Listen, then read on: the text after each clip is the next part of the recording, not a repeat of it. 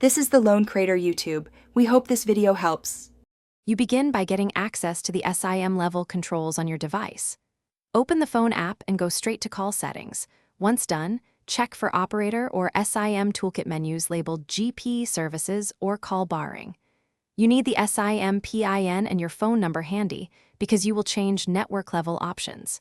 If an app prompts authentication, complete it now. This ensures you can apply barring, forwarding, or block lists at the carrier layer rather than just on the handset. Now you perform the core actions. Enable call barring for incoming calls via call settings or the SIM toolkit. Choose all incoming or voice calls depending on options. Alternatively, set call forwarding immediately to voicemail or to a silent destination so calls don't ring. Use GP-specific UST codes if the phone lacks menus. Enter them and confirm with your PIN. Make sure to test with a second phone. Apps sometimes block only device-level rings, whereas SIM-level barring stops network delivery. Finish by validating the change. Place a test call and observe whether the network delivers to voicemail or blocks the ring.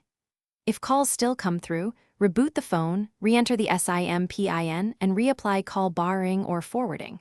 If problems persist, remove interfering call management apps and retest because third-party apps can override settings. Finally, contact GP support with your IXID and error messages. They can force network-side blocks. This single troubleshooting step often Thanks for watching. Consider subscribing if we helped you.